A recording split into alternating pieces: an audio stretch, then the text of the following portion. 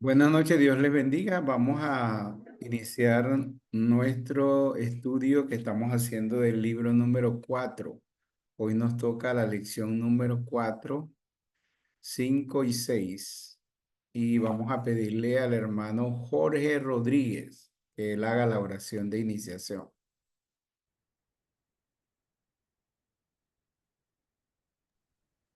Buenas noches. Amén. Vamos a estar orando. Gracias, pastor.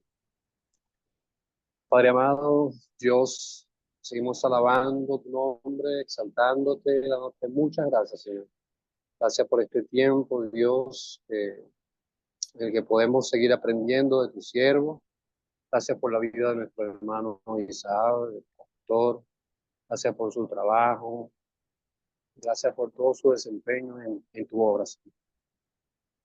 Te pedimos que tu Espíritu Santo, Señor, sea guiándonos, sea dirigiéndonos en este tiempo y siga enseñándonos lo que debemos ahora aprender, lo que ahora debemos ajustar en nuestras vidas para cumplir con el trabajo, el llamado que tú nos has dado. En el nombre de Jesús, Dios, que podamos seguir dándole a nuestra iglesia Dios, el empuje para cumplir este trabajo de discipulado. En el nombre de Jesús, amén. Amén. Ok, gracias, hermano Jorge. Bueno, ya ustedes ven que hemos estudiado los tres principios para el discipulador y estamos estudiando en Primera de Tesalonicense. El capítulo 1 nos habla de precisamente el primer principio, que es aprender a reconocer la obra de Dios en la vida de las personas, que es identificar la fe, identificar y reafirmar la fe, el amor y la esperanza. La lección 2 nos habla de que el discipulado es una entrega de vida y que debemos entregar nuestra vida por los discípulos. Y como una madre que ama y cuida con ternura, como un padre que anima, consuela e instruye, y como un hermano que acompaña, que comprende, que acompaña. Y en el 3, la lección 3, hablamos acerca de advertir sobre los peligros del crecimiento, que son las tribulaciones, las tentaciones y el tentador. Hoy vamos a aprender la lección número 4, el principio número 4, que es modele el ideal de la vida cristiana. Modele el ideal de la vida cristiana. O en otras palabras, el discipulador tiene que ser ejemplo de vida. El discipulador tiene que ser ejemplo de fe. El discipulador tiene que ser ejemplo de fe, amor y esperanza. El discipulador tiene que tener una vida ejemplar, porque él es una referencia, él es un modelo a seguir, y eso es necesario que nosotros entendamos eso. Entonces, fíjese, si usted se da cuenta, la primera lección está en el capítulo 1 de Tesalonicense, la segunda en el capítulo 2, la tercera en el capítulo 3, y esta cuarta está en el capítulo 4 de Tesalonicense, que en algunas versiones tiene su título como La vida que agrada a Dios. Y ahí, entonces, de ahí nosotros podemos ver cómo debe ser la vida de el discipulador. Porque nosotros sabemos que una frase muy común que usamos es, no me mire a mí, mire a Cristo. Y en un sentido esa es correcta, pero muchas veces esa frase se usa es para nosotros escapar o evitar la responsabilidad que nosotros tenemos de ser ejemplo para los demás, porque inevitablemente la gente nos va a mirar a nosotros. La gente va a mirar cómo es nuestra vida, cómo es nuestra conducta, y Por eso Pablo siempre cuando en todas sus cartas usted va a ver a Pablo diciendo, ustedes han visto cómo me he comportado entre ustedes, ustedes han conocido cómo he andado delante de ustedes. Entonces él siempre decía eso porque eso es muy importante en la vida cristiana y en el liderazgo y como discipuladores. Entonces, ¿cómo vamos a ser modelo en la vida cristiana? Si usted tiene, por ejemplo, abierto Tesalonicenses capítulo 4, usted se va a dar cuenta que ahí se nos habla de las áreas en las que debemos ser modelo en todas las áreas de la vida, ¿no? Porque cuando nosotros hablamos acerca de la santidad, dice, sed santo en toda vuestra manera de vivir. Pero es importante que nosotros miremos de una forma detallada en qué debemos ser ejemplo, en qué debemos ser modelo. Y lo primero debe ser en la vida espiritual, modelo en la vida espiritual, modelo en el crecimiento espiritual. Si usted se da cuenta del versículo, ¿quién nos puede ayudar a leer Primera de Tesalonicenses 4:1?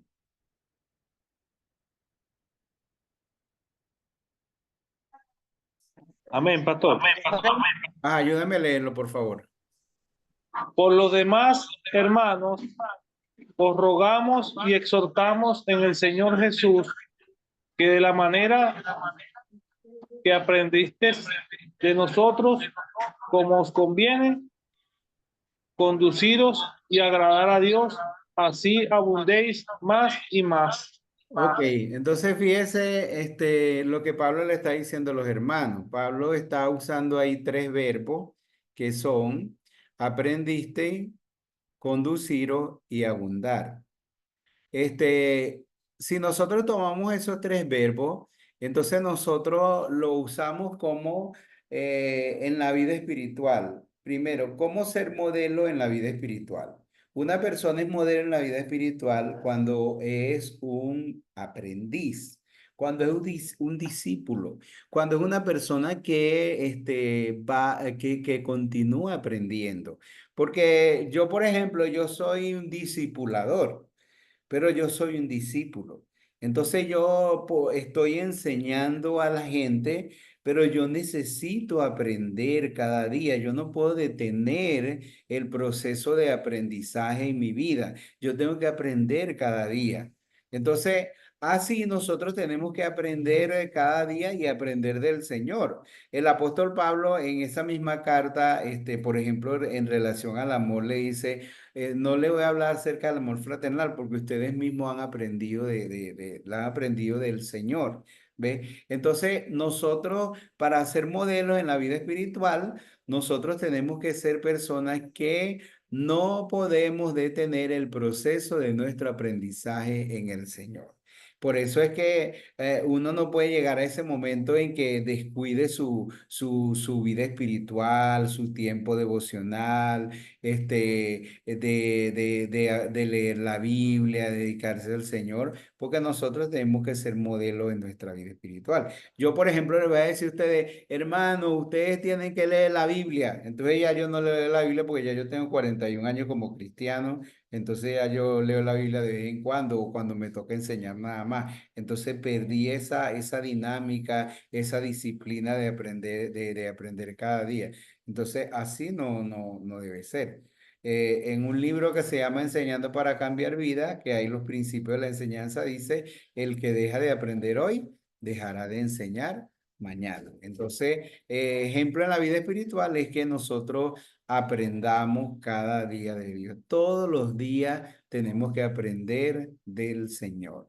La otra palabra, el otro verbo es conduciro, y conduciro es andar.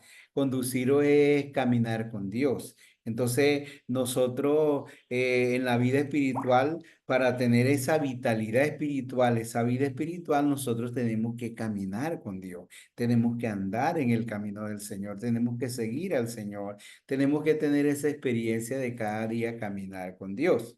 Y el otro verbo es abundar. en Tesalonicense en varias ocasiones se presenta ese verbo. Y ese verbo en Tesalonicense significa crecimiento, crecer. Entonces, necesitamos ser ejemplo, modelo en nuestra vida espiritual. Discipuladores que siguen creciendo, que no se ha detenido su crecimiento espiritual. Discipuladores que siguen aprendiendo, que caminan con el Señor y siguen creciendo en su vida espiritual. También tenemos que ser ejemplo en la familia, modelo en el matrimonio, en la familia. Un día yo, en la formación que tenía, o sea, formando los misioneros de la iglesia, a un día yo le dije a ellos, mire, ustedes van a llegar hasta donde llegue su familia. Porque la familia es muy importante en el ministerio, ¿ve? Entonces uno tiene que ser ejemplo en la familia. Bueno, usted sabe que una de las cosas que hemos enseñado es que sabiduría es aprender el bien por experiencia y el mal por referencia. Aprender el mal por referencia, conocer el mal por referencia y el bien por experiencia. Entonces, yo, por ejemplo, como pastor, cuando me casé, cuando tengo mi esposa y todo eso, uno vive escuchando de pastores a uno que sus esposas viven quejándose de que, ay, que mi esposo está dedicado es al ministerio, a las cosas de Dios y descuida a la familia. Los hijos de los pastores que hay, que resentido con la iglesia, con el evangelio, se apartan de Dios porque el evangelio me quitó a mi papá nunca pudo estar conmigo porque siempre estaba en la iglesia y atendiendo a los hermanos. Entonces yo dije, yo no quiero tener una familia así. Yo no quiero tener una familia así. Entonces yo quiero tener una esposa, pero una esposa que esté contenta, o sea, que esté conmigo en el ministerio, pero que es una esposa que sea feliz, que realmente sea feliz en su matrimonio y unos hijos también que no van a apartarse de Dios, que no van a estar resentidos con Dios. Yo no quiero ese tipo de familia. Entonces, yo tuve que invertir en la familia. Yo tuve que dedicarme a mi esposa, dedicarme a mis hijos. Tengo que cumplir el ministerio. Pero hay muchas cosas que yo hice que fueron importantes para la familia. Porque, por ejemplo, yo no dejaba que me agarrara el mediodía por allá en otra casa, ni visitando ni atendiendo a nadie. Yo no llegaba y llamaba a mi esposa, ay, mira, no voy a ir porque voy a comer en la casa de la hermana tal o del hermano tal. No, yo hacía lo que tenía que hacer en el ministerio, pero al mediodía yo estaba en mi casa para comer con mi esposa y mis hijos. Y es que ellos no comen si yo no les hacía el jugo. Entonces yo no podía dejarlos a ellos así. Entonces yo no dejo que me agarre la medianoche que, ay, mi amor, voy a llegar tarde porque vas a estar en la casa del hermano tal o alguna otra cosa. No. El día que estoy más tarde en la casa es a las 9 de la noche, si después que salimos del culto o todo eso y lo otro, pero yo no ando en la noche por ahí ni nada de eso. Yo estoy en la casa con mis hijos, con mi esposa. Es la única, un día, un peligro porque mis hijos, cuando comencé a viajar y todo eso, entonces mis hijos empezaron a decir, mi esposa decía, no, mi esposo está viajando y mis hijos empezaron a decir, no, mi papá nunca está en la casa, mi papá siempre está viajando, mi papá siempre está viajando. Entonces yo vi eso como un peligro. Entonces un día yo llegué y yo dije, no, yo no puedo permitir eso. Y yo llegué y reuní a mi esposa y a mis hijos. Entonces yo les dije a ellos, yo les dije, y ellos estaban pequeños, y yo les dije, hijo, su papá los lleva a ustedes a la escuela. Ah, sí. Y le dije a la mayoría, la segunda y al otro le dije, ¿su papá los lleva a ustedes para la escuela? Sí. Ah. Le dije, ¿y su papá los ha ido a buscar a la escuela? Sí. ¿Y cuando usted se graduó de primaria, su papá estuvo en el acto de grado? Sí. ¿Y cuando usted se graduó el otro, su papá estuvo ahí? Sí. Y cuando ustedes van a comer en la casa al mediodía, ¿su papá está al mediodía con ustedes en la casa? Sí. Y cuando ustedes están en la noche en la casa y ustedes van, su papá está con ustedes en la casa en la noche, sí. Entonces ustedes no están como esos hijos que están y se acuestan y su papá no ha llegado. Y le digo, y entonces comencé a decirle tantas cosas y le dije, entonces no digan que su papá nunca está, porque la gente va a pensar que su papá los abandonó o que su papá no está con ustedes y eso no es así, ¿ve? Entonces yo muchas veces viajaba yo viajaba, iba a cualquier otro país, a Honduras, a Estados Unidos, y yo decía, bueno, yo le decía a mi esposa, tranquila que yo estoy abriendo la puerta, para el segundo viaje vas tú, ¿verdad?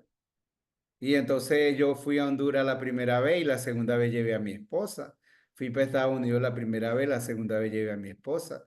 Y entonces yo he andado con mi esposa por todos esos lados. Imagínese usted que nosotros fuimos una vez hicimos hasta el recorrido de Panamá, Costa Rica, 16 horas en Ticabú, y después de Costa Rica a Nicaragua, y pasamos toda Centroamérica, menos México.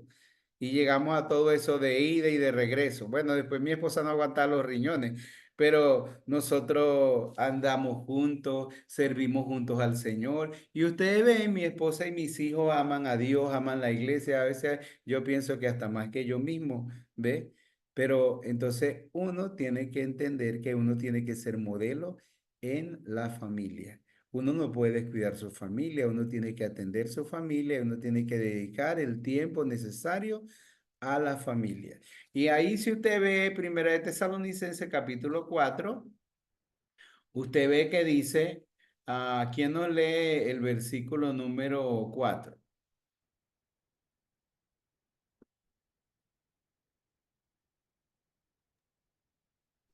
Amén, Que pastor. cada uno, que cada uno de vosotros sepa tener su propia esposa en santidad y honor.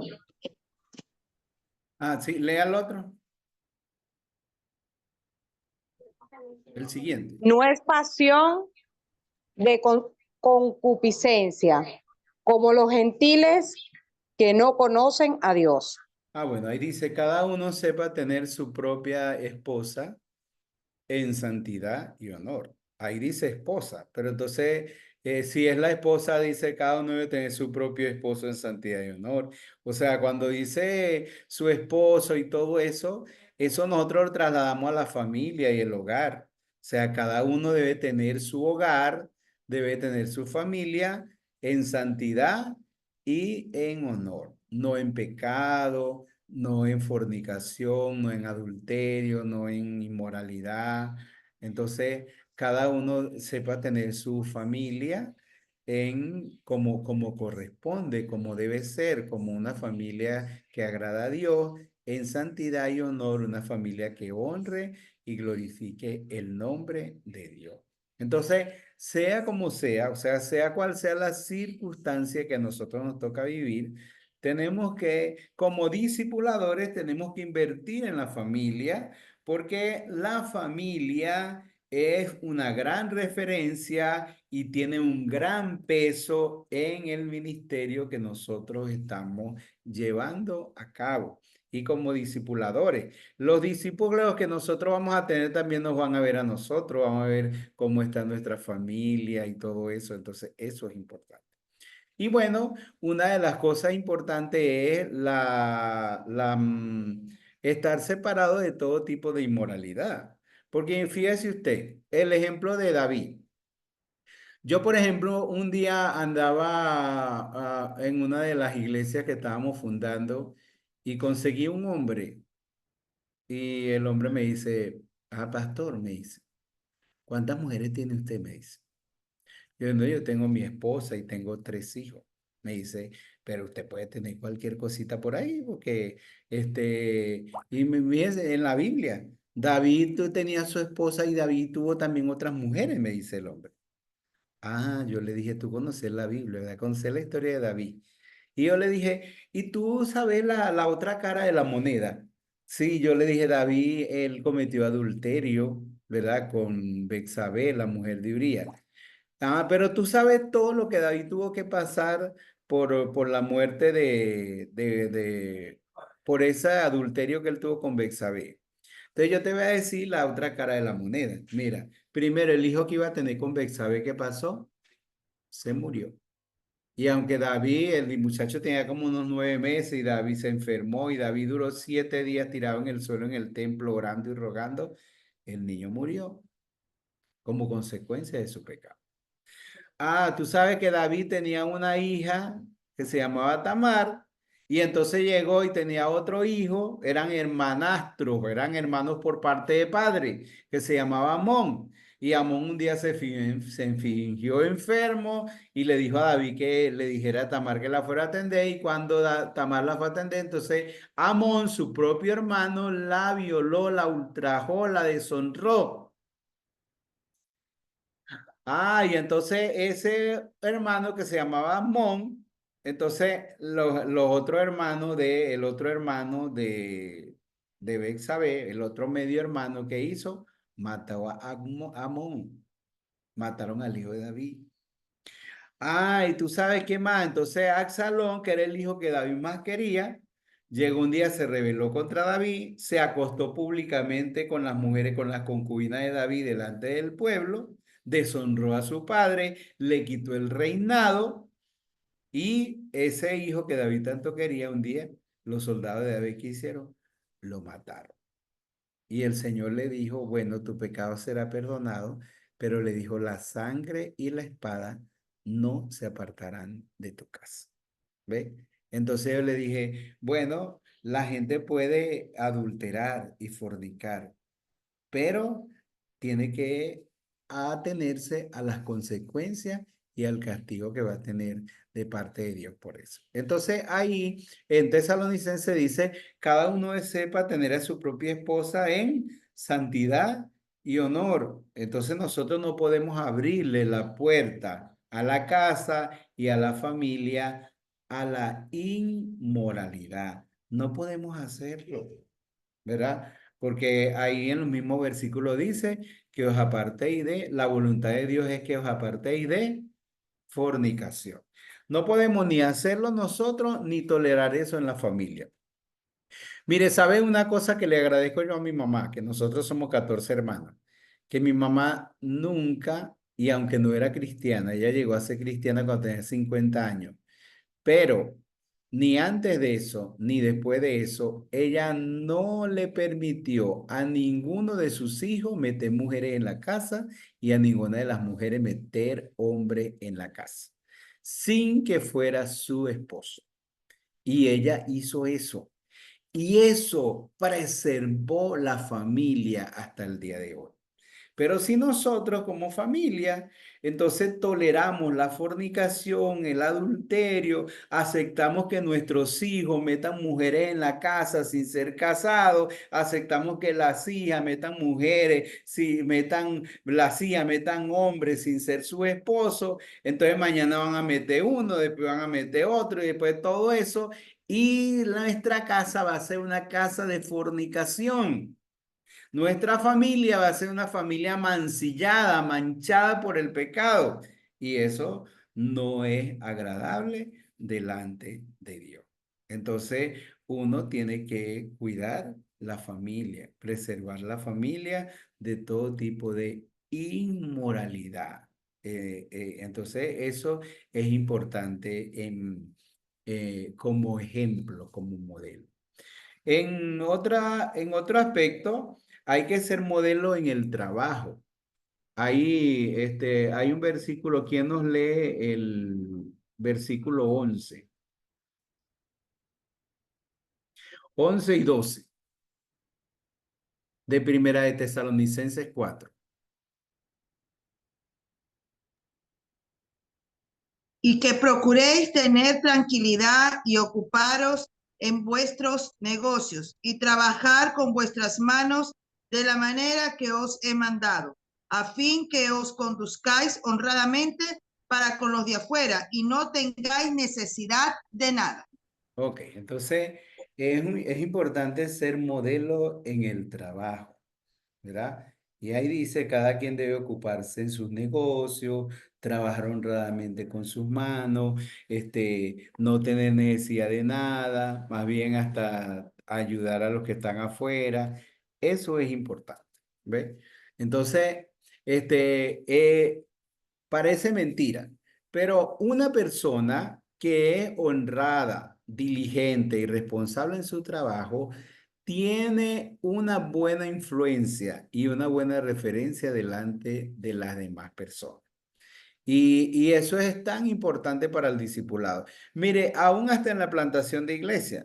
Nosotros plantamos una iglesia con que el pastor era un hombre que arreglaba lavadora, toda línea blanca y todo eso. Y entonces él le daba trabajo a los muchachos y todo eso. Entonces después los evangelizaba y con esos muchachos se empezó una iglesia.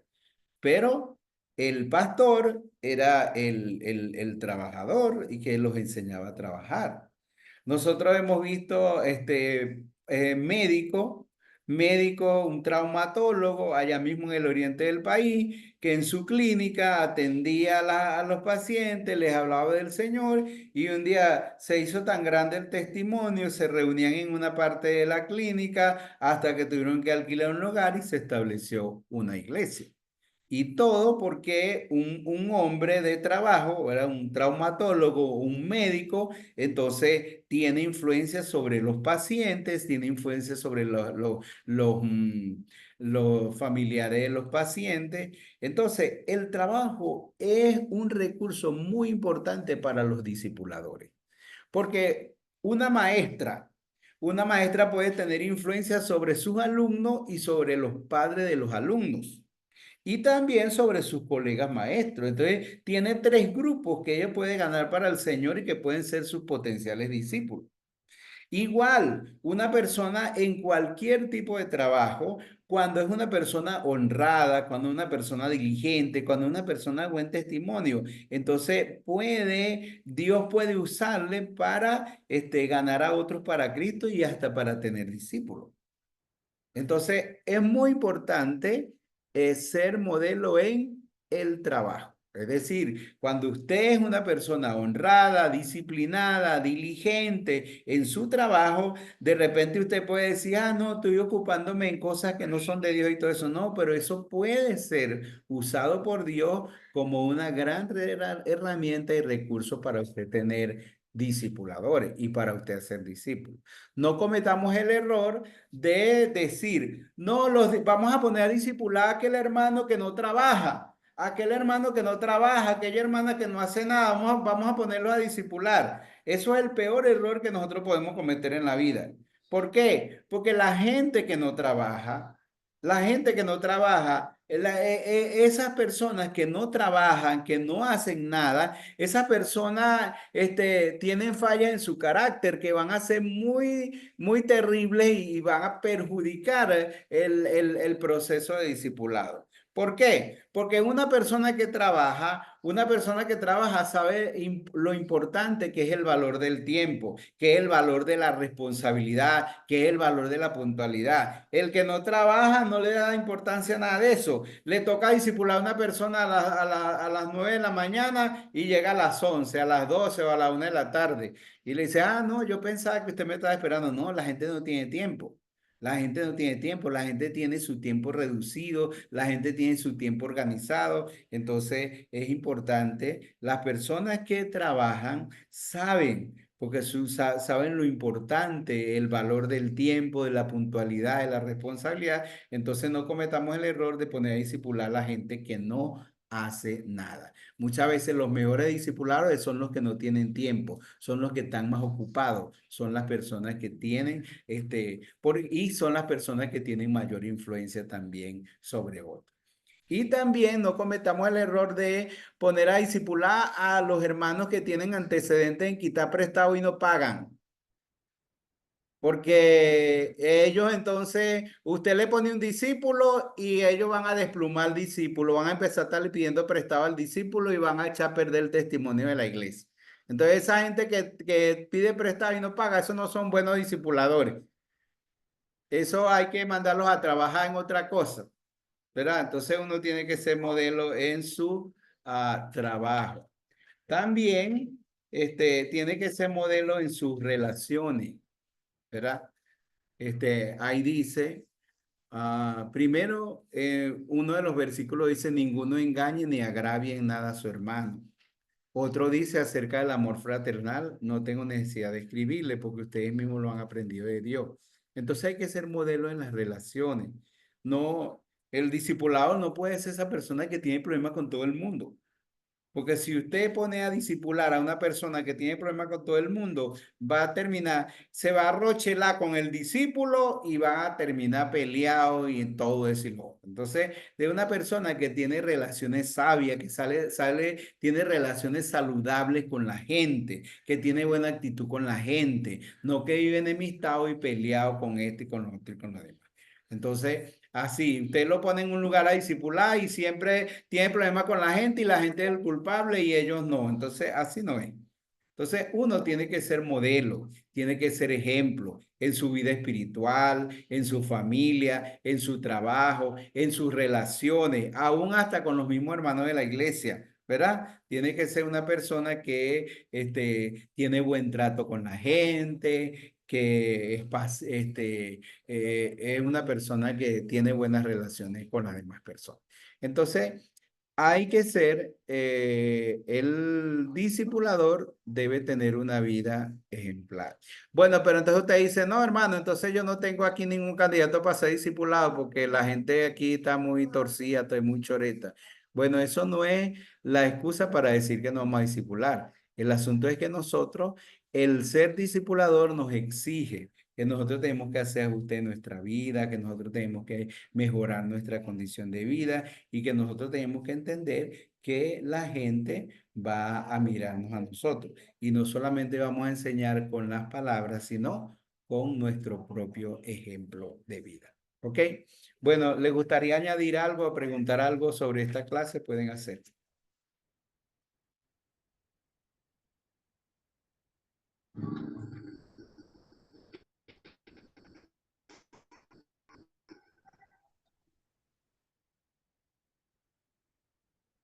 Active su micrófono y... Buenas noches, pastor. Dios te bendiga. Amén. Le habla el pastor Ilcar Tría de Guarataro. Ok, saludos. Saludos. No, yo solo quiero agregar un poco ahí acerca de lo que dice Mateo 5:16 y alinearlo con todo lo que usted está diciendo. Así alumbre vuestra luz delante de los hombres para que vean vuestras buenas obras y glorifiquen al Padre que está en los cielos. Yo hablo con la iglesia y les enseño acerca de cuán importante guardar nuestro testimonio delante de la familia, delante de las amistades, de los hombres, en la iglesia, ministerio.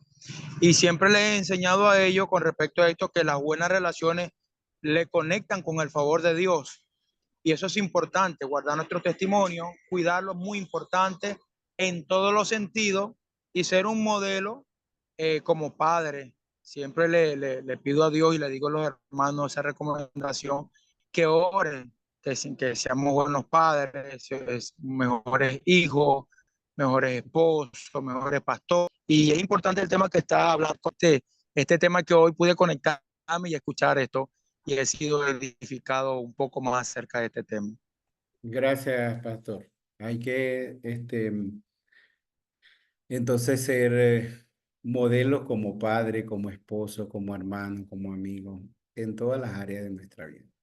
¿Alguien más quiere añadir o preguntar? Pueden hacerlo.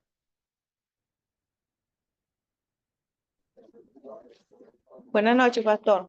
Bueno, Bueno, yo considero que en este punto de como modelo que deberíamos ser, hay una cosa con la que batallamos muchos creyentes y es acerca de la puntualidad. Eso es importante para nosotros ser modelo, quedar bien con nuestros discípulos. Si decimos una hora, llegar a esa hora. Pasó un tiempo en la iglesia que la persona decía, no, es que el que me viene a discipular dice que viene a las 4 y se aparece a las 6, se aparece a las 6:30, entonces yo me planifico a las 4. Y esa cantidad de detallitos que a veces pasamos desapercibidos, hay que tomarlas mucho en cuenta en cuanto a la puntualidad. Y tener claro que nosotros estamos modelando a Jesucristo, pues nosotros somos esas personas que van a testificar pues de todo lo que Dios ha hecho en nosotros. Y como Dios es un Dios de orden y y pone en nosotros todas esas cosas que debemos ir acomodando. Bueno, ya queda de parte de nosotros realmente ser esos modelos para que nuestros discípulos o las personas que nos vean puedan realmente ver la diferencia en cuanto a lo que le servimos al Señor, y no como ese hombre que le comentó que podía tener otra persona, o sea, sino que se vea la diferencia, que nosotros realmente podamos modelar a Jesucristo en todos los aspectos de nuestra vida. Ese debería ser como una meta para cada uno de nosotros, pues, y tenerlo presente siempre, pues. Eso es lo que quería contar. Sí, gracias, hermana. Por eso es que no podemos dejar de crecer, porque necesitamos cada día crecer, hacer los ajustes en nuestra vida, aprender y porque nosotros tenemos que ser la mejor referencia para los discípulos. ¿Alguien más quiere decir algo? Bueno, buenas noches. Bueno, Bueno, quería decir que lo que usted plantea en el modelo lo que es su trabajo, el de discipulado, me gusta mucho y me llama la atención porque había leído un material sobre eso, sobre plantación de iglesias. No recuerdo el autor del material, pero decía que el plantador de iglesia debía ser una persona que tuviese tiempo, no que uno fuera una persona ocupada. Y había ilustrado un poco ahí, en ese material, ilustraba a algunos candidatos que al ser entrevistados le hacían una pregunta, y algunos tenían experiencia, tenían la capacidad o la capacitación para hacerlo, pero decía, no tengo tiempo, estoy ocupado, estoy ocupado. Entonces lo rechazaban por eso. Pero en la manera como usted plantea el modelo en su trabajo para el discipulado, de verdad que o sea, me gusta la manera como lo plantea, que incluso a los compañeros de trabajo, siendo un modelo en lo que es la honradez, el trabajo, la diligencia, no siendo perezoso ni nada de eso. Eso también eso enseña, pues, eso disipula y gana personas que quieran ser como uno. Y lo lleva a uno, pues, a los pies de Jesús. Eso es lo que quería resaltar.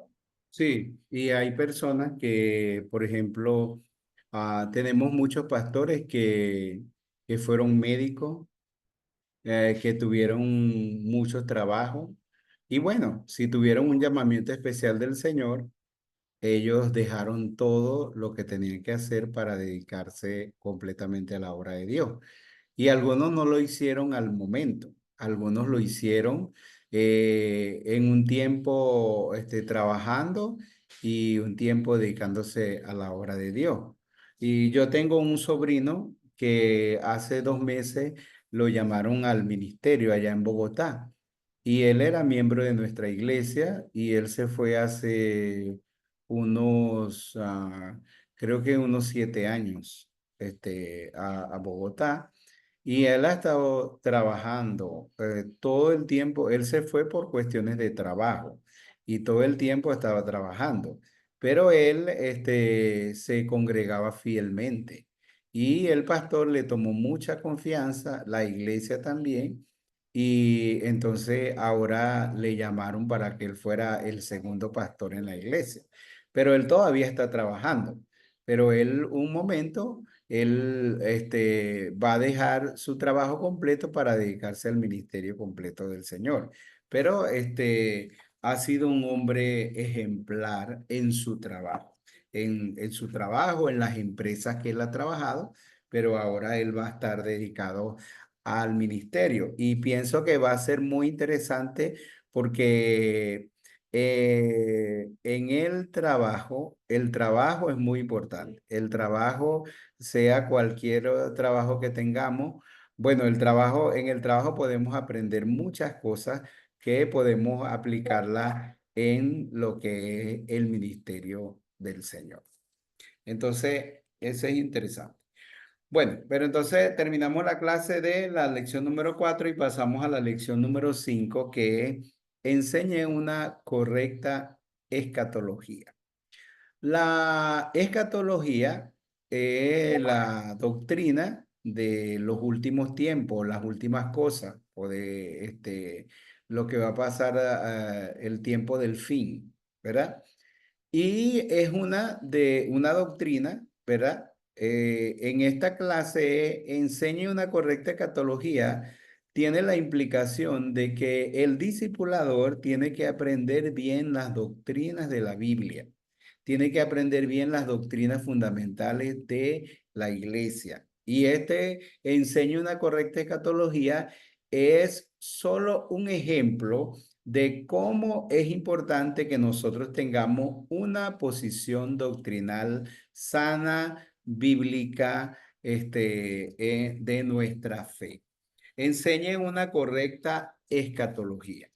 Es importante que nosotros aprendamos la esperanza cristiana, ¿verdad? ¿Cuál es la esperanza cristiana, ¿verdad?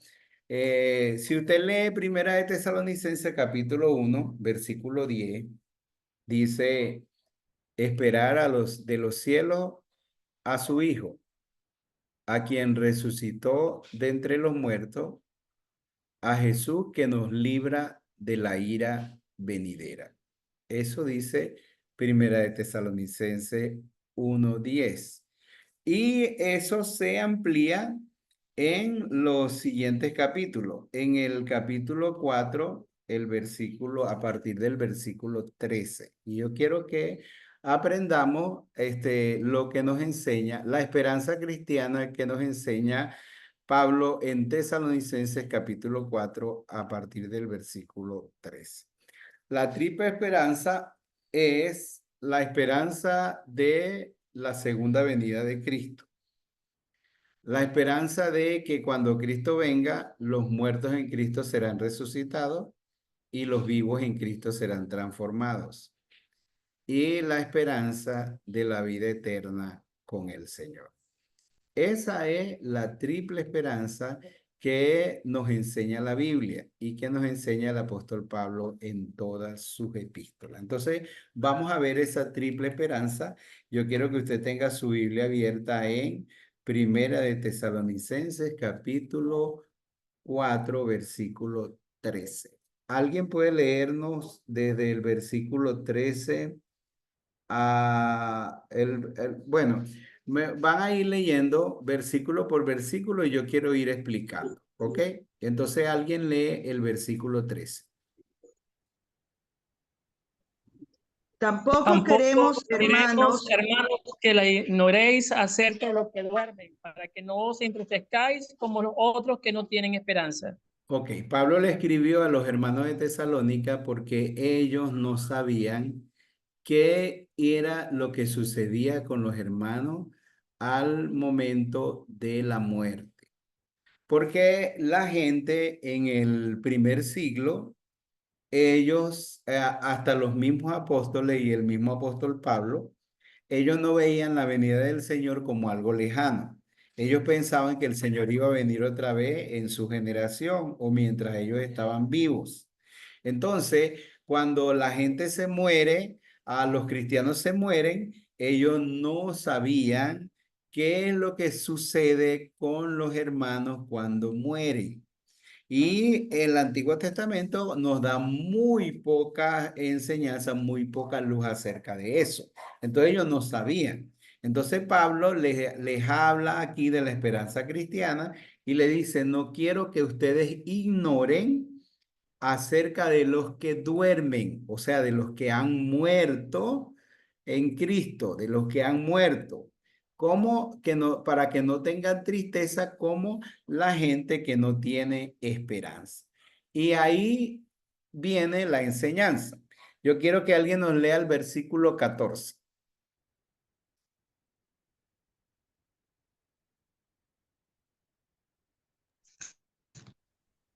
Porque si creemos que Jesús murió y resucitó, así también traerá Dios con Jesús a los que durmieron en él.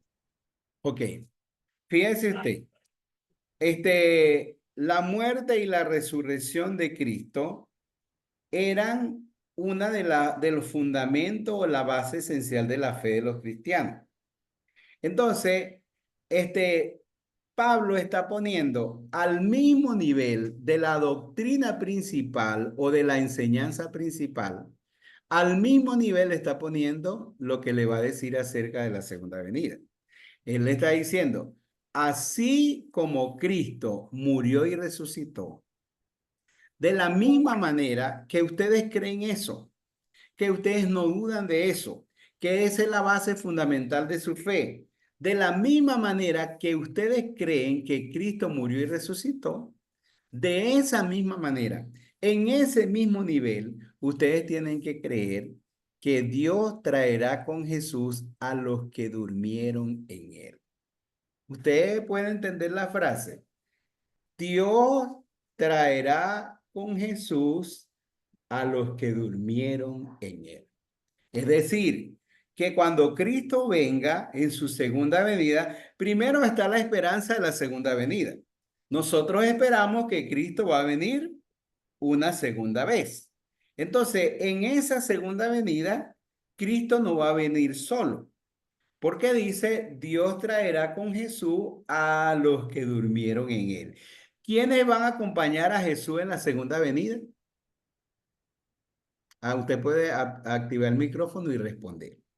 ¿Quiénes van a venir Los con que Jesús en su durmieron segunda con venida? él. ¿Quiénes? Los que durmieron con él. Ajá, los que durmieron con él son todas las personas que murieron en Cristo antes que él venga. Eso quiere decir que si usted y yo nos morimos hoy, ¿verdad? O nos morimos cualquier día antes que Cristo venga, cuando Cristo vaya a venir en su segunda venida, usted y yo vamos a venir con él. Entonces, al mismo nivel que usted cree en la muerte y resurrección de Cristo, a ese mismo nivel tiene que creer, es lo que Pablo está diciendo, que Dios traerá con Jesús a los que durmieron en él. Ahora, la pregunta que surge es, los que vienen con Cristo, ¿vienen con cuerpo o sin cuerpo? Y ahí usted activa el micrófono y responde. Los que vienen con Cristo, ¿vienen con cuerpo o sin cuerpo? Con cuerpo, hermano. Con cuerpo. Ajá.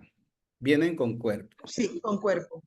¿Y cuándo subió su cuerpo al cielo? Piense esto. En el rapto. ¿Ah? ¿Cuándo? En el rapto.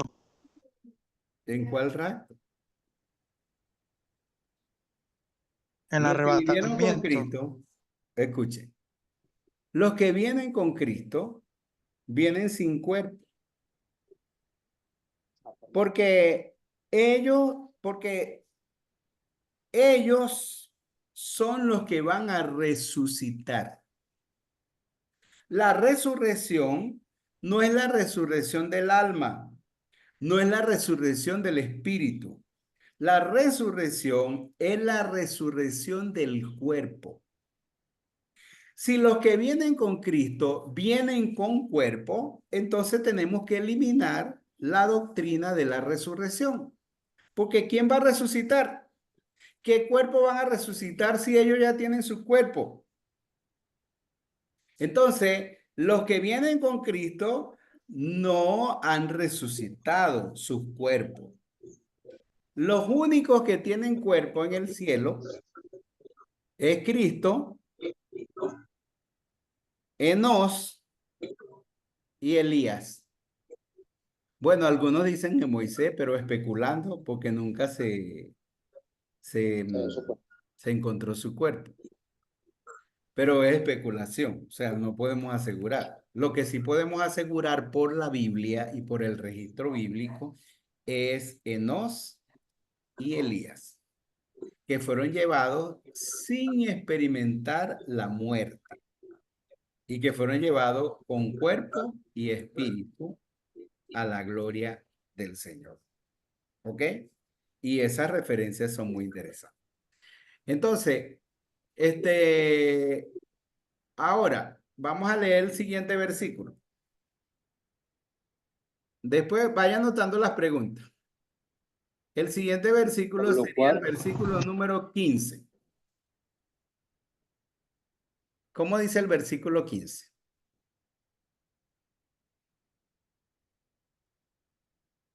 por lo cual os decimos esto en palabra del Señor, que nosotros que vivimos, que habremos quedado hasta la venida del Señor, no precederemos a los que durmieron. Ok, entonces dice, Pablo dice, esto lo decimos en palabra del Señor. Eso es muy importante, porque Pablo algunas veces decía, bueno, le estoy hablando como humano, le estoy hablando como hombre, y algunas veces yo le estoy hablando como si estuviera loco, pero aquí no, aquí le estoy diciendo, esto que le estoy diciendo es palabra del Señor, ¿ok? No son inventos míos, es palabra del Señor. ¿Cuál es la palabra del Señor? Dice, que nosotros que vivimos, los que habremos quedado hasta la venida del Señor, dice, no precederemos a los que durmieron. Esa frase subráyela, anótela, apréndala, porque esa frase va a ser muy importante para nosotros entender los procesos que van a suceder en el fin del tiempo. Entonces dice, los que habremos quedado, o sea, los que estemos vivos cuando el Señor venga, ¿verdad? Dice, no precederemos a los que durmieron. ¿Y qué quiere decir no precederemos a los que durmieron? Preceder quiere decir que no vamos a ser primero que los que durmieron. Pero ¿qué es lo que va a suceder? Bueno, que el siguiente versículo nos da la explicación de lo que significa. No precederemos a los que durmieron. Entonces alguien nos lee el versículo 15, el versículo 16. Porque el Señor mismo con voz de mando, con voz de arcángel y con trompeta de Dios descenderá del cielo, y los muertos en Cristo resucitarán primero. Ajá, y el siguiente. Luego nosotros, los que vivimos, los que hayamos quedado, seremos arrebatados juntamente con ellos en las nubes para recibir al Señor en el aire. Y allí estaremos siempre con el Señor. Entonces, esos versículos nos explican lo que significa no precederemos a los que durmieron. Porque, ¿qué va a pasar? Que primero los que durmieron van a resucitar. Eso es lo que dice. El Señor mismo con voz de arcángel, con trompeta de Dios, descenderá del cielo y los muertos en Cristo resucitarán primero. Es decir, primero es la resurrección de los muertos y luego la transformación de los vivos.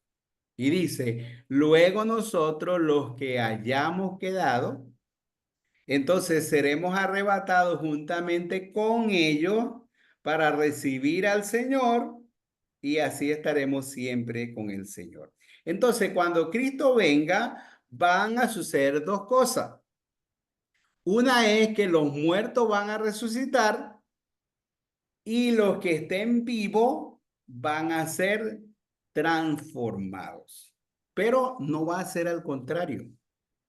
Porque si primero los que están vivos son transformados y después los que duermen serán resucitados, se está invirtiendo el orden de lo que el Señor dijo. Entonces, cuando dice no precederemos a los que durmieron, es que no vamos a ser transformados los que estemos vivos, sin primero los que vienen con el Señor, sus cuerpos sean levantados y sean resucitados. ¿Ok? Y allí hay algunos detalles importantes. Esos que vienen con Jesús, ¿dónde estaban? Los que durmieron en él, ¿dónde estaban? ¿De dónde viene Jesús? ¿De dónde va a descender Jesús? Ahí dice que el Señor descenderá del cielo. Entonces, ¿a dónde están los que duermen en Cristo? Ah, Jesús los pasó buscando por el otro lugar donde estaban. No, descenderá del cielo, traerá con él a los que durmieron en él porque están en el cielo con él. Entonces ellos vendrán con Cristo, descenderán del cielo.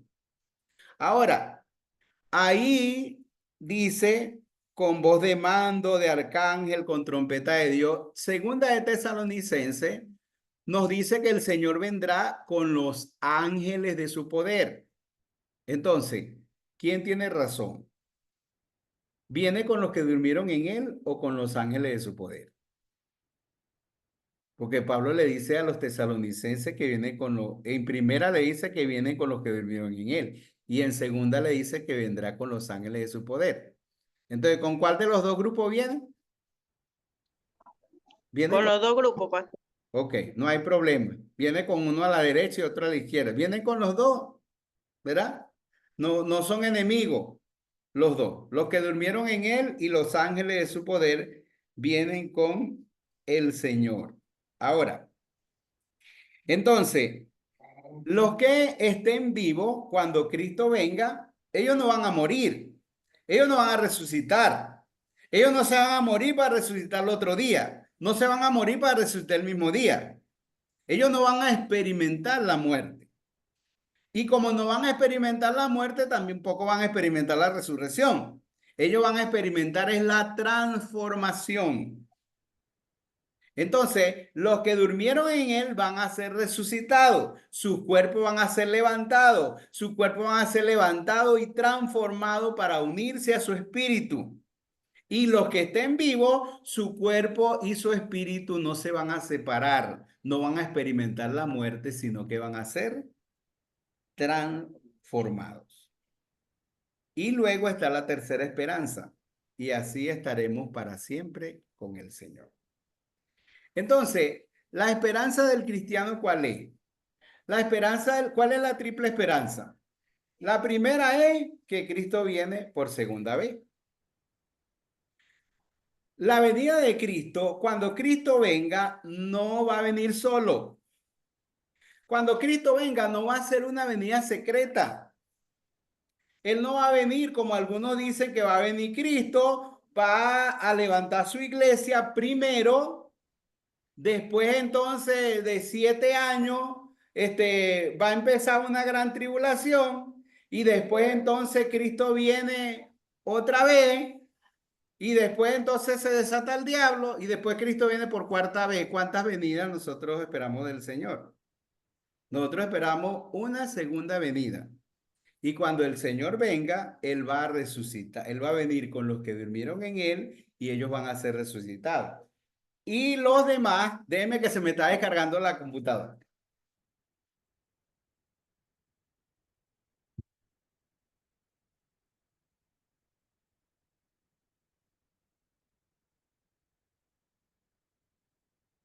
Ok, seguimos. Entonces, Él va a venir. Los vivos los que vienen con Él van a ser resucitados y los que estén vivos van a ser transformados. Ahora, es muy importante algunas palabras que nos explican que son eventos consecuencia, es decir, que son eventos al mismo tiempo, que no son eventos separados por ninguna cantidad de años. Y eso está en el versículo número 17. Dice, luego nosotros los que vivimos, los que hayamos quedado, seremos arrebatados juntamente con ¿quién? Juntamente con ellos. O sea, nos vamos a juntar con los otros. Vamos a estar juntamente con ellos esa frase está diciendo que no va a ser 7 años después, 1000 años después. No, vamos a estar juntamente con ellos. Es decir, los dos grupos nos vamos a unir. Los que vienen con Cristo, que su cuerpo van a resucitar, y los que van a ser levantados, que su cuerpo va a ser transformado. Entonces, juntamente con ellos quiere decir que es un mismo evento o que es un evento que va a ser al mismo tiempo. Y luego dice, y así estaremos para siempre con el Señor, que es la segunda venida, que es la vida eterna. ¿Ok? Entonces, la esperanza del cristiano no es el rapto. La esperanza del cristiano es que si él ha muerto, él está en la presencia del Señor y él va a venir con Cristo y su cuerpo van a ser resucitados. Si él está vivo, entonces él va a ser levantado y él va a ser transformado para estar para siempre con el Señor. Ahora, algunas personas dicen, no, lo que pasa es que Primera de Tesalonicenses es una de las primeras cartas que Pablo escribió, porque algunos dicen que es la primera carta del Nuevo Testamento o la segunda después de Gálatas. Entonces la gente dice, no, Pablo todavía no estaba bien definido acerca de la escatología. Entonces por eso Pablo cometió esos errores. Pero yo quiero que usted busque Primera de Corintios, capítulo 15. Busque Primera de Corintios 15.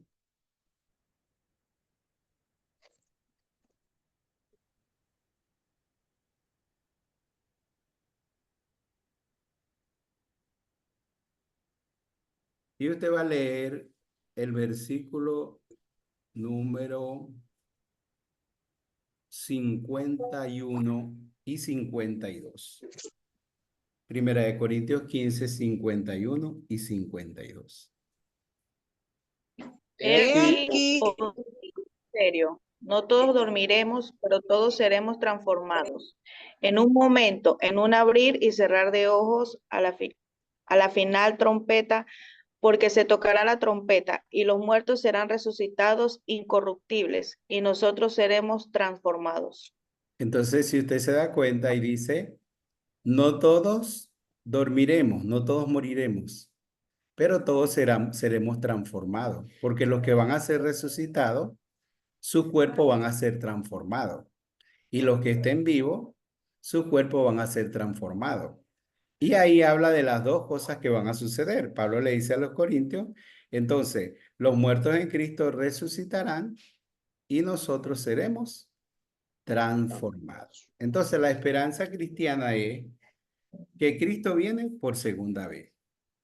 Que cuando Cristo venga, los que durmieron en él vienen con él y su cuerpo van a ser resucitados. Y los que viven, entonces su cuerpo van a ser transformados. Se van a unir con los otros para recibir todo al Señor o para ir o estar siempre con el Señor. Y la esperanza de la vida eterna que estaremos siempre con el Señor. Esa es la esperanza cristiana. Muchas cosas, hay muchas teorías, muchas enseñanzas. Bueno, si usted tiene una posición diferente y todo eso, usted puede tener una posición diferente en cualquier cosa. Pero estas tres cosas no son negociables. Cristo viene por segunda vez y nosotros esperamos la segunda venida de Cristo. En eso tenemos que estar de acuerdo. Cuando Cristo venga, los muertos serán resucitados y los vivos serán transformados. Eso no es negociable. Y cuando Cristo venga, Él nos llevará para que estemos con Él por toda la eternidad. Eso no es negociable. ¿Ok? Que si el rapto, que si el milenio, que si la tribulación, que si pretribulacionalista, que si todo eso, ya es otra cosa. En esas otras cosas es posible que no pensemos de la misma manera, pero estas tres son la triple esperanza del cristiano y en esas nosotros sí tenemos que estar claros. ¿Ok? Ahora, ¿quieren preguntar o complementar? Es su tiempo.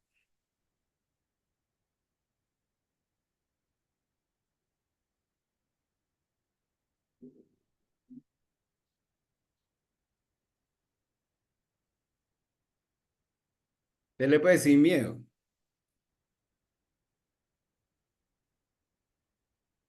Pastor, una pregunta. Usted sabe que de acuerdo a lo que son posturas, ¿no? Ujú. La postura que usted nos está compartiendo en esta noche, sé que se habla de premilenarista, postmilenarista y amilenarista. ¿Entra dentro en cuál de esos rangos? Yo no hablo de ninguno de esos rangos, porque la gente tiene unas posiciones y muchas veces no encaja en ninguna de esas cosas. Entonces yo cuando enseño eso, no enseño ni posición amilenarista, ni premilenarista, ni postmilenarista. Lo que enseña Primera de Tesalonicense es la triple esperanza. Y cuando habla de esa triple esperanza, entonces descarta rapto, milenio y muchas otras cosas.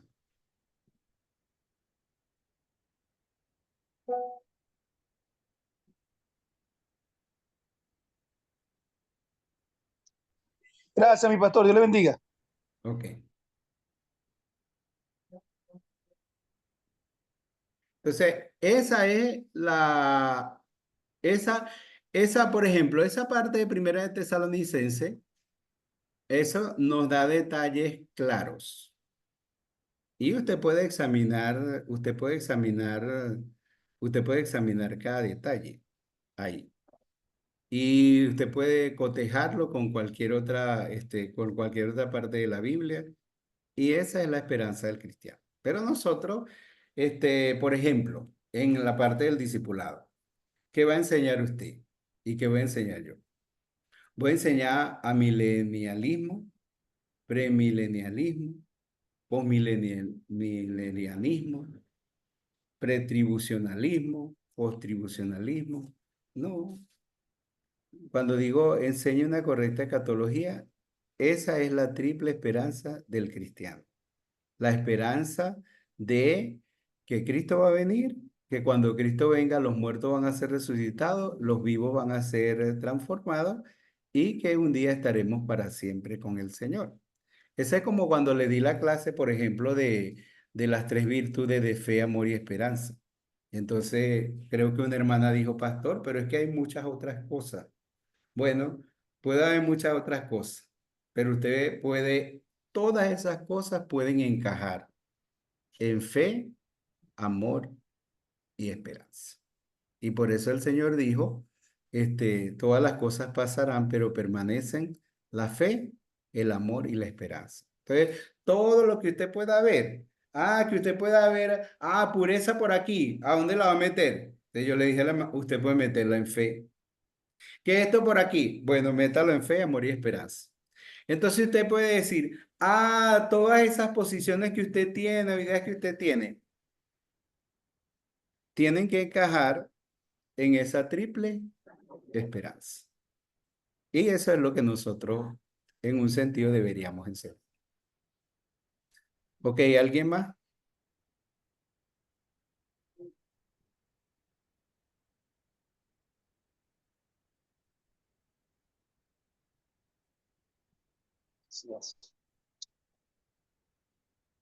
Con respecto a la gran tribulación, ¿cuál es su postura con respecto a ello?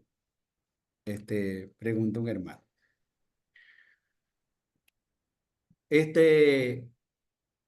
Primero, la gente discute que si los cristianos van a experimentar o no experimentar la gran tribulación. Entonces, pero esa pregunta está condicionada por la creencia que la gente tiene del rapto, porque la gente cree que un día, de repente, la iglesia va a ser levantada y los demás van a quedar aquí. Entonces la iglesia va a ser levantada y, no va a y después viene la tribulación. Pero entonces, digo condicionada por eso, pero lo que nos presenta Tesalonicense es, primero, que no hay un rapto secreto, que no hay un asunto de que Cristo va a venir por su iglesia y va a levantar su iglesia, y después va a haber la gran tribulación, y después va a haber la segunda venida de Cristo. Porque si decimos eso, estamos diciendo que primero va a ser la transformación de los vivos que la resurrección de los muertos. Y precisamente Primera de Tesalonicenses nos habla que que nosotros no vamos a preceder a los que durmieron. Es decir, que primero es la resurrección de los muertos y después la transformación de los vivos. La misma creencia del rapto explica, ¿verdad? Que él lo ve como dos eventos, que la gente, los vivos, la iglesia va a ser levantada, ¿verdad? Después va a venir una gran tribulación, después va a venir Cristo y al final va a ser la resurrección de los muertos. Entonces lo presenta como dos eventos separados. Primera de Tesalonicenses no lo presenta como dos eventos separados. Entonces, cuando el Señor habló acerca de las señales antes del fin, nosotros vamos a estar en medio de esas señales antes del fin. Nosotros vamos a vivir esos tiempos de las señales antes del fin. Nuestra vida en la tierra, bueno, al final del tiempo las cosas no se van a poner, las cosas no se van a poner buenas, porque el Señor dice que el amor de muchos se enfriará y dice tantas cosas que van a suceder. Y nosotros estamos ahí, en medio de todas las señales que van a venir acerca del fin. A menos que ya nos hemos muerto, o sea, nos morimos y ya estamos con el Señor y no vamos a experimentar ese tipo de cosas. Pero pensar de que la iglesia, pensar así, de que la iglesia no va a experimentar los tiempos difíciles del final,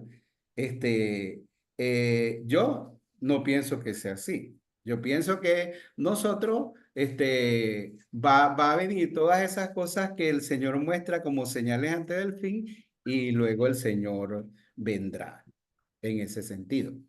Sin embargo, también hay otra posición que comparto, que cuando habla acerca de la gran tribulación, de lo que vivieron los judíos en el año 70 cuando Jesús vino, porque Jesús relacionó la gran tribulación con lo que ellos iban a vivir en el año 70, cuando Jerusalén fue destruida, y todas las atrocidades que ellos tuvieron que pasar cuando Jerusalén fue destruida, que también lo relacionó al decir que no quedaría piedra sobre piedra, el templo, las casas y todas las cosas fueron destruidas en ese sentido. Entonces, nosotros siempre vamos a experimentar pruebas, dificultades y todo eso, pero en ese sentido. Pero un periodo así, como nosotros vamos a experimentar, o sea, las situaciones difíciles que toda persona va a vivir antes que el Señor venga. Es decir, las señales antes del fin y luego vendrá el Señor en ese sentido. Eso es lo que yo pienso en ese sentido. Pero las posturas así, las teorías que la gente ha sacado de rapto, milenio y gran tribulación, así como la gente la ha presentado y como la gente la presenta, yo no las comparto. Tomando en cuenta lo que enseña Primera de Tesalonicenses capítulo 4, versículo 13 en adelante. ¿Puedo participar, pastor? Todavía tengo oportunidad. Sí, claro que sí. Estamos en tiempo de participación. No, lo que pasa es que el internet está muy malo. Me cae, me vuelvo conectado. No, yo sé que hay posturas distintas con respecto a este tema. Ujú. Sí, sé que no todos los creyentes tendrán o tomarán la misma interpretación. Sé que esto también es una controversia, pero yo quiero aclarar algo allí, y es que nosotros se nos da un discipulado. Yo creo que en el volumen 2, en el paso 14, habla del futuro, y allí se nos presenta un calendario profético. Un calendario profético que durante años hemos enseñado a nuestros discípulos. Entonces, ellos escuchan la versión que usted tiene y escuchan la versión que nosotros le hemos dado durante años, van a haber cierta discrepancia. Yo entiendo la parte de usted que habla acerca de la esperanza, yo entiendo perfectamente eso, y gloria a Dios por eso, que todos los creyentes tenemos esa esperanza. Pero cuando hablamos del calendario profético, según lo que nos presenta ahí, creo que habla de la iglesia en la época presente, después habla del arrebatamiento, que es la correcta palabra, pues que nombra Pablo. Rapto es muy distinto que el arrebatamiento. Y habla un lapso de 7 años de gran tribulación, que creo que nos presenta ese calendario profético. Habla de la resurrección de los muertos en Cristo Jesús, que es lo que está hablando Primera de Tesalonicenses, lo que hemos leído. Y los creyentes vivos serán arrebatados. Por eso Pablo habla de esa manera. El calendario profético también muestra la segunda venida de Cristo. Son dos cosas distintas. El arrebatamiento es una porque Cristo no tocará tierra y obvio, el pueblo de él será levantado, pero en su segunda venida él sí toca tierra. Por eso se describe como su segunda venida. Es lo que hemos aprendido. Y entonces es el regreso de Cristo a la tierra. Después de allí creo que viene el año milenial. Hablo por el calendario profético pues, del discipulado. Viene el año milenial y luego dice que viene la resurrección de los impíos para el juicio final en el gran trono blanco, y luego viene la eternidad, el cielo para los justos y para los injustos que el infierno. Entonces yo sé que hay posturas distintas, yo solo quería acotar eso allí.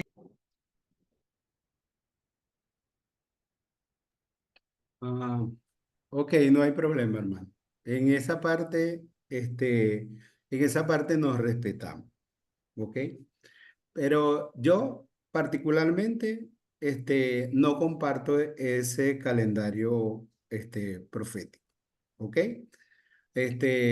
Primero porque no me muestra Tesalonicense, o sea, lo que muestra Tesalonicense capítulo 4, versículo 13, es la segunda venida de Cristo. No muestra que si en una pisó tierra o en otra no pisó tierra. No muestra que una es un tiempo, o sea, viene, fíjese lo que usted nos está diciendo, viene, no pisa tierra, entonces no se cuenta como segunda venida porque no pisa tierra. Pasan 7 años de gran tribulación y después sí pisa tierra, entonces después sí es segunda venida. Entonces, ¿quién dijo que no es segunda venida porque no pisa tierra o pisa tierra? O sea, esas son posiciones. Pero Primera de Tesalonicenses 4:13, entonces, ¿en qué lo vamos a catalogar? Primera de Tesalonicenses 4:13 no es segunda venida, porque ahí no dice que pisa tierra. ¿Ok? Entonces, pero esas son posiciones. Ok, no hay problema. Si usted ha tenido algún otro tipo de enseñanza, lo que quiero decir es, este, en lo que no podemos negociar es en la triple esperanza. Las demás cosas, bueno, ya ese es un asunto particular de lo que usted pueda querer en ese sentido. Pero la triple esperanza es que Cristo viene. Cuando Cristo venga, los muertos van a ser resucitados y los vivos transformados, y que vamos a estar siempre con el Señor. En la otra, bueno, podemos durar toda la noche pensando en diferentes posiciones, pero es bueno que analicemos bien con la buena lupa, Primera de Tesalonicenses 4:13, y miremos cada detalle que se presenta allí en ese lugar. No, bueno, y corregir el calendario profético, entonces allí, porque como estamos viendo este diplomado con usted, entonces sería bueno corregir algunas cosas allí, según lo que estamos aprendiendo en el diplomado, y alinearlo todo a lo que dice la Sagrada Escritura. Perfectamente entiendo, y gracias por lo de la triple esperanza. Ok, gracias, hermano. Dios te bendiga. Bueno, hermano, yo creo que hoy vamos a llegar hasta aquí, porque nos queda la lección número 6. Va a decir bueno, yo puedo hacer. La lección número 6, porque yo creo que nos va a quedar 3 semanas. Esta semana, después de esta semana nos quedan 3 semanas más del diplomado, ¿ok? En 2 semanas hacemos el libro 8 y esta la terminamos la próxima semana. ¿Está bien? Entonces, la próxima semana sería desarrolle la actitud cristiana. O vamos a ver, desarrolle la actitud cristiana. Tenemos tiempo para hacerlo hoy, ¿ok? Entonces, yo quiero que usted entienda el principio número 6. Usted sabe que muchas personas son cristianos, pero no tienen una actitud correcta como cristianos. Y nosotros tenemos que aprender a tener una actitud cristiana o una buena actitud cristiana. Si usted ve, esta parte está basada en Primera de Tesalonicenses capítulo 5, versículo 12. Y yo quiero mostrárselo en una diapositiva, ¿ok? Déjeme que yo busque la diapositiva para mostrárselo.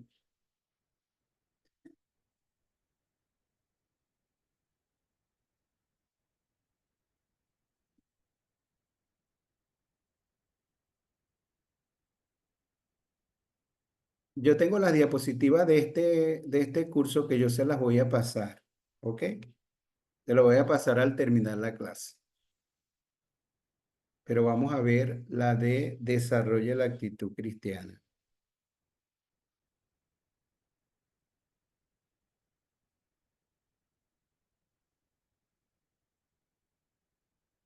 Ok, desarrollemos la actitud cristiana. La actitud cristiana está,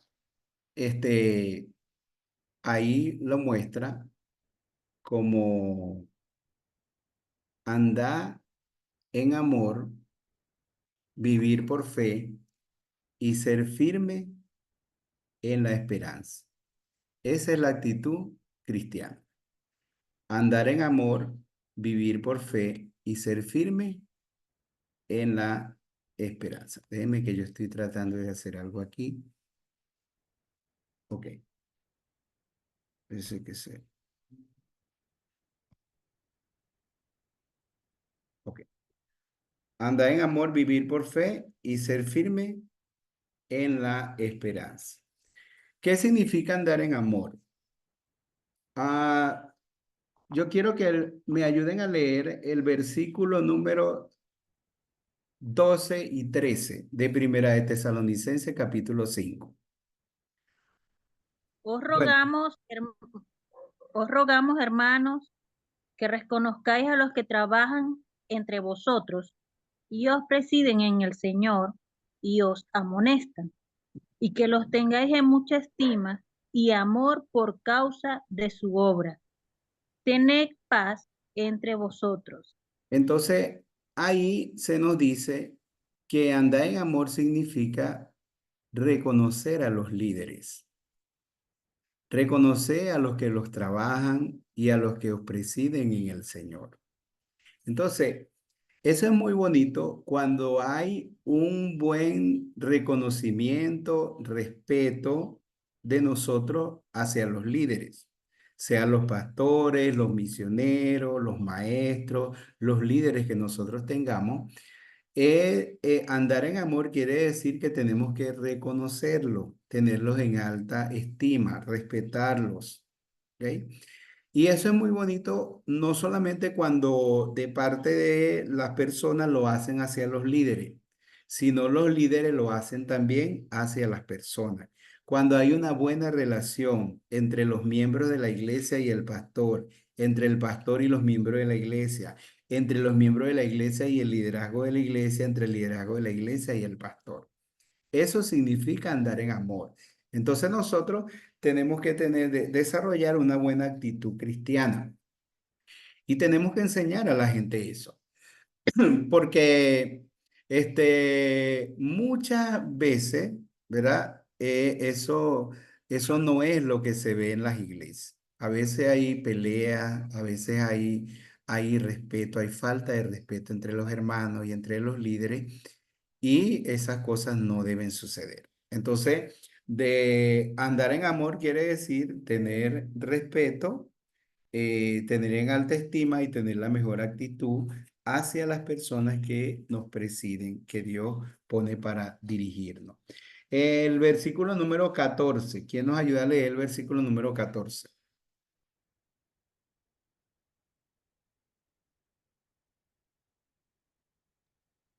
También os rogamos, hermanos, que amonestéis a los ociosos, que alentéis a los de poco ánimo, que sostengáis a los débiles y que seáis pacientes para con todos.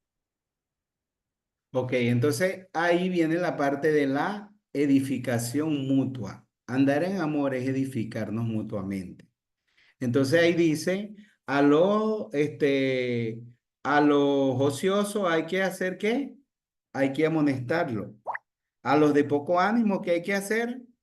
Hay que alentarlos. A los débiles, ¿qué hay que hacer? Hay que sostenerlos. Y hay que ser paciente con todos. Entonces, ese es andar en amor.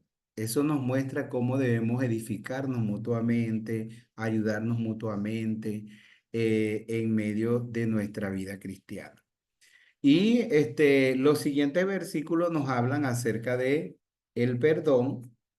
El versículo número 16 dice, mira que nadie pague a otro mal por mal. Entonces el perdón. Y si no, sé benignos uno con los otros. Entonces, la actitud cristiana es andar en amor.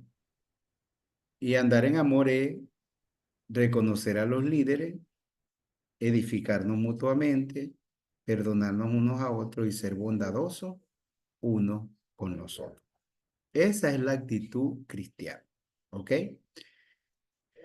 Vivir por fe. ¿Qué significa vivir por fe? Los versículos que están ahí nos muestran eso. Vivir por fe es el versículo 16, 17, 18. ¿Quién nos ayuda a leerlo?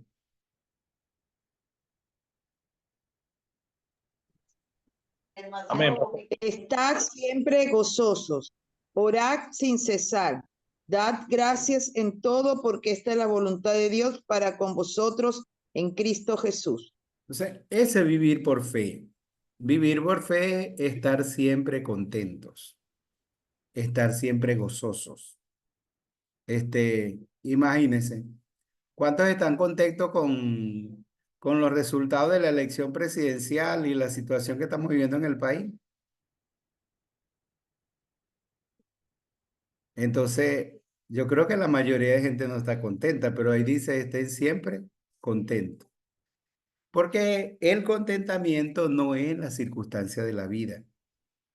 A mí me gustó mucho el Salmo número 16, porque el Salmo número 16 hay un versículo que dice, en tu presencia hay plenitud de gozo, delicia a tu diestra, Desamén. delicia a tu diestra para siempre. Y el apóstol Pablo nos enseñó, he aprendido a contentarme sea cual sea la situación. Sé vivir en abundancia, sé vivir en pobreza y dice, todo lo puedo en Cristo que me fortalece. Entonces, el gozo del Señor es nuestra fortaleza. Y nosotros vivir por fe es estar siempre gozoso. Porque imagínese usted que el Señor a los discípulos, aún cuando le dijo que ellos iban a ser perseguidos y hasta muertos por causa del Evangelio, le dijo, gozaos y alegraos, porque vuestro galardón es grande en los cielos. En la Biblia nos dice que aún en medio de las diversas pruebas, tenemos que tener gozo en el Señor. Entonces, vivir por fe es tener gozo en el Señor, tener contentamiento en el Señor. La Biblia dice, y el Señor le dijo a los discípulos, en el mundo tendréis aflicción, pero en mí tendréis paz. Y le dijo, bueno, yo voy a morir, ¿verdad? Y ustedes se van a entristecer, pero al tercer día voy a resucitar y estaré con ustedes. Y le dijo, nadie les quitará ese gozo. Nadie les privará de ese gozo. Y nosotros tenemos el gozo de Dios porque la presencia de Dios está en nuestra vida, porque el Señor está en nosotros.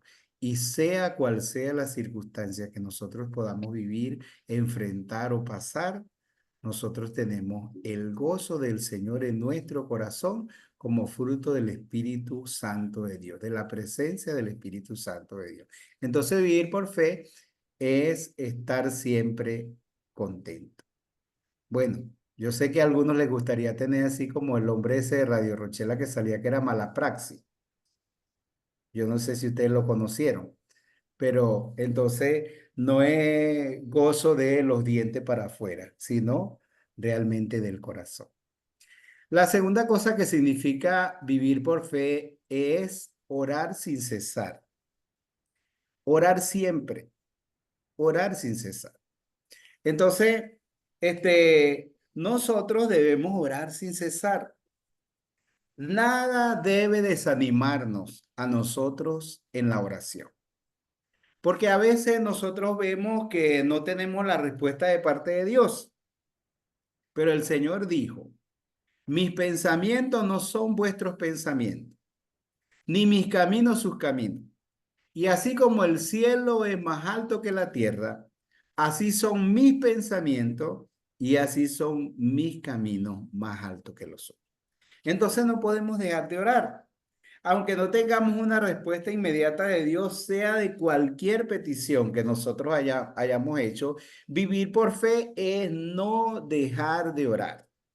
Es orar siempre. No es rendirnos y decirnos, Dios no escuchó mi oración. Dios no escuchó nuestra oración. No, tenemos que orar hasta que el Señor responda entonces nuestra oración. Entonces vivir por fe es orar sin cesar, orar sin desmayar, es orar siempre. Aunque no tengamos la respuesta hoy, la tendremos mañana. Y si no la tenemos mañana, mañana volvemos a orar. Y la tendremos pasado mañana. Y si no la tenemos pasado mañana, vamos a seguir orando. Porque el Señor responderá a sus hijos. Entonces nosotros vivir por fe es orar sin cesar. La tercera cosa que significa vivir por fe es dar gracia en todo. Dice, da gracia en todo porque esta es la voluntad de Dios en Cristo Jesús. Y cuando dice en todo, ahí dice da gracia en todo, en toda circunstancia, en toda situación. Hay que dar gracias a Dios en todo. Hay que tener gratitud a Dios. Imagínense usted, por ejemplo, yo escuché a una mujer que se le murió su niña, creo que tenía 2 años. Y la escuché con todo su corazón decirle, gracias Dios, porque me permitiste tener 2 años a mi hija. Gracias porque ella no fue un aborto. Gracias porque ella no vivió, no murió en mi vientre. Porque me permitiste recibirla, amarla, atenderla. Y aunque el dolor es muy grande,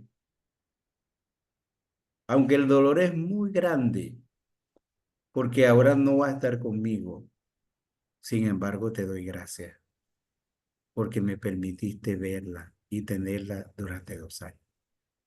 Bueno, Job, cuando tuvo su situación, que dijo, bendito sea el nombre de Dios. Jehová dio, Jehová quitó, bendito sea el nombre de Dios.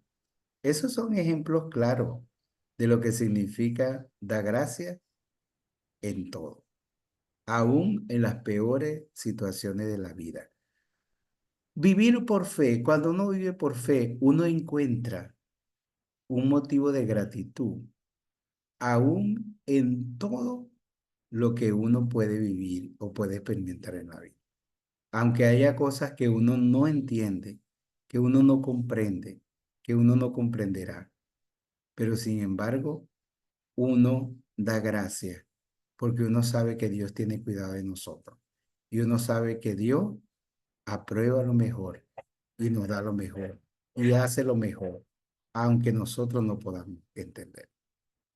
Entonces, vivir por fe es aceptar la voluntad de Dios, es someternos a la voluntad de Dios en nuestra vida. Es decir, como Jesús cuando oró en el Getsemaní, que dijo, no se haga mi voluntad, sino la tuya. Entonces tenemos que aprender a vivir por fe. Y a vivir por fe, estar siempre contento, orar sin cesar, dar gracias en todo y someternos a la voluntad de Dios en nuestra vida. Esa es la actitud cristiana. La actitud cristiana también es ser firme en la esperanza. Yo quiero que busquemos algunos de estos versículos. Ahí en Primera de Tesalonicenses, versículo número 23. ¿Cómo dice el 23? Y nos ayuda a leer el 23 y el 24. Y el mismo Dios de paz os santifique por completo, y todo vuestro ser, espíritu, alma y cuerpo sea guardado irreprensible para la venida de nuestro Señor Jesucristo. Fiel es el que os llama, el cual también lo hará. Entonces ahí en esos dos versículos está lo que significa ser firme en la esperanza. Dios nos santificará por completo. Él ha quitado las culpas de nuestro pecado, que se llama justificación, teológicamente hablando. Él está quitando o librándonos o salvándonos del poder del pecado en el presente, que se llama teológicamente santificación. Y Él un día quitará la presencia y la conciencia del pecado de nosotros, que se llama teológicamente la glorificación. Dios nos santificará por completo. Un día no tendremos más nunca ni la presencia ni la conciencia del pecado en nosotros, porque vamos a ser transformados con un cuerpo, con una vida, con un espíritu incorruptible delante de Él para estar para siempre en su gloria. Dios nos guardará irreprochable. Él nos guardará porque Él nos presentará, como dice el libro de Efesios, Él nos presentará como la novia ataviada, nos presentará santos y sin mancha delante de Él. Fiel es el que os llama, el cual también lo hará. Dios es fiel a sus promesas y Dios es fiel en sus obras. Su fidelidad es grande y Él es fiel a sus promesas y sus obras. Y yo quiero que usted busque el Salmo número 33, versículo 4, y alguien nos ayude a leer. Salmo 33, 4.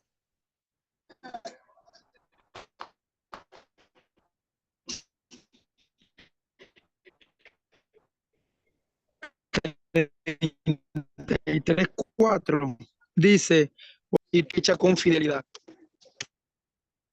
Recta es la palabra de Jehová y toda su obra es hecha con fidelidad.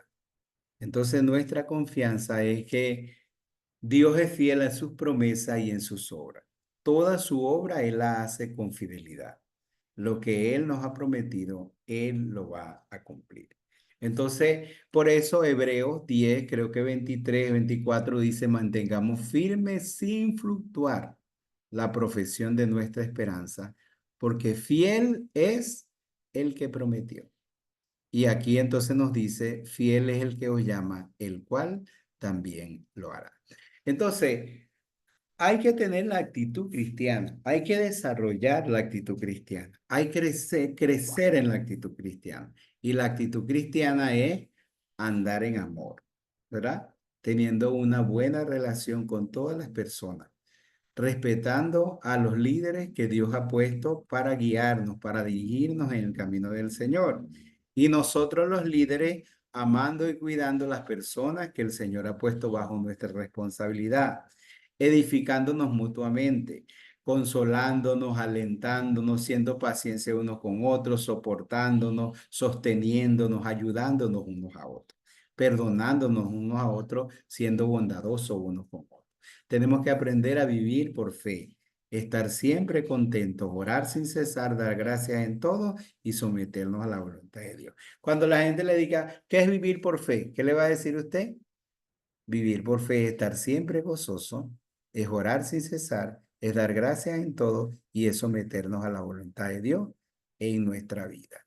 Y hay que ser firme en la esperanza. Dios nos santificará por completo, nos guardará.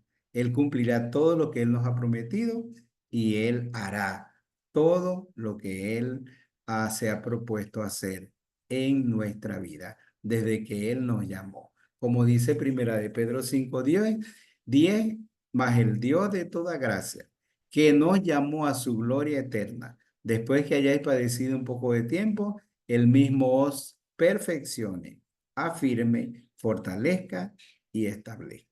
Entonces, ¿cuál es la actitud cristiana? Andar en amor, vivir por fe y ser firme en la esperanza. Ok. ¿Tiene algo que añadir, que preguntar? Puede hacerlo. Mientras tanto, yo le voy a enviar al WhatsApp, por el WhatsApp, las diapositivas de Prepárese para discipular. Ok, ¿quién quiere intervenir?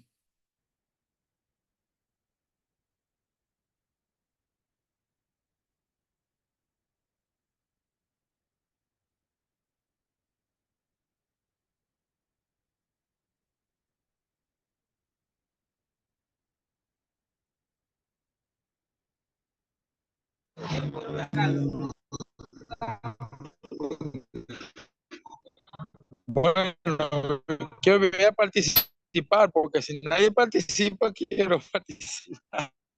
El hermano, no me preocupe. No, excelente, pastor. Es como ese corito que dice, viva la fe, viva la esperanza, viva el amor. Sí, señor. Que viva Cristo. Es como que ese viva corito que dice, Cristo. viva la fe, viva la esperanza, viva el amor. Sí, señor. Y creo que que viva el rey. De verdad, y para el carácter cristiano, para ser modelo, para imitar, bueno, para apropiarlo, abrazarlo en nuestra vida. Y de verdad que agradecemos a Dios por cada paso que vemos. Me apropio de esto, me apropio de que es vivir por fe. Ya yo sé directamente cómo responder para no hablar teológicamente, ¿no? Sino ir directo a lo que es vivir por fe. Sí, señor. Qué bueno. ¿Alguien más quiere participar? Buenas noches, pastor. Dios le bendiga. Amén. Bueno, no, y aquí aprendimos de que siempre nosotros vivir, ¿qué es la fe? Es la esperanza de lo que se espera y la convicción de lo que no se ve. Es algo de lo que yo tengo, pero estoy esperando, pero siempre tenemos eso, pues. Y yo he escuchado de algunos hermanos también que siempre están así, pues, pero hoy aprendimos algo nuevo, que es estar siempre gozoso, orar sin cesar y dar gracias en todo, que esa es la voluntad de Dios, pues, y de verdad hay que entenderlo porque yo no lo veía muy de esa manera, sino como lo veía, como veníamos viendo que, como todos los hermanos dicen, pues. Entonces, bueno, es de verdad muy agradable seguir aprendiendo y usted que el Señor lo usa, que lo explica demasiado bien. Gracias, pastor. Sí, cuando usted puede, estas cosas son importantes cuando hay, porque son como indicadores, o sea, esos son como indicadores. Usted puede evaluarse a usted mismo y usted puede evaluar a las otras personas. O sea, usted está viviendo por fe, entonces está haciendo lo que estos 4 pasos, entonces son indicadores que nos ayudan a evaluarnos si realmente nosotros estamos viviendo por fe. ¿Alguien más quiere participar? Uno más y terminamos. Bueno, pastor, el versículo de Hebreos 10:23 que dice, mantengamos firme, sin fluctuar, la profesión de nuestra esperanza, porque fiel es el que prometió. Y tiene que ver mucho con eso, con la actitud, pues una actitud firme. Y la fluctuación, que no, o sea, sin fluctuar, que no se mueve ni a la derecha ni a la izquierda, o sea, así, se mantiene recta, firme. Y me gusta mucho eso, pues, porque es lo que nosotros queremos enseñar a los discípulos. Y bueno, mi primer grupo de discípulos, que es mi familia, mis hijas. Tengo 3 niñas y es lo que yo quiero transmitirles a ellos, esa firmeza en lo que nosotros creemos. Y con respecto a la esperanza, pues que como ya lo vimos en el estudio anterior, nuestra esperanza firme de que lo que Dios prometió, eso así lo cumplirá. Puede pasar muchas cosas, pero su palabra se cumplirá. Amén. Bueno, hermano, me gustaría que prendiera su video para que tomemos la foto y mientras tanto yo quiero pedir a Josué que tenga la oración final. Josué Amén, pastor. Cornielis. Dale. Amén. Padre, gracias te damos, Señor, porque nos has bendecido en esta noche por medio de tu palabra, Señor, que nos conforta, nos consuela, nos exhorta y nos anima, Señor, a vivir por fe en nuestra vida cristiana, a vivir, Señor, teniendo el foco en esa esperanza, Señor, de tu segunda venida, de vida eterna, Señor, de una vida, Señor, plena contigo allá en los cielos. Gracias, Señor, ayúdanos a vivir de tal manera que nos consagremos, que cada día, Señor, podamos reflejar, Señor, tu carácter en nosotros. Sí, Señor. Te pedimos tu bendición en esta noche para pasar una noche en paz y que tú bendigas, Señor, a cada hermano que estuvo presente. En Amén. Cristo Jesús. Amén. Ok. Si tienen entonces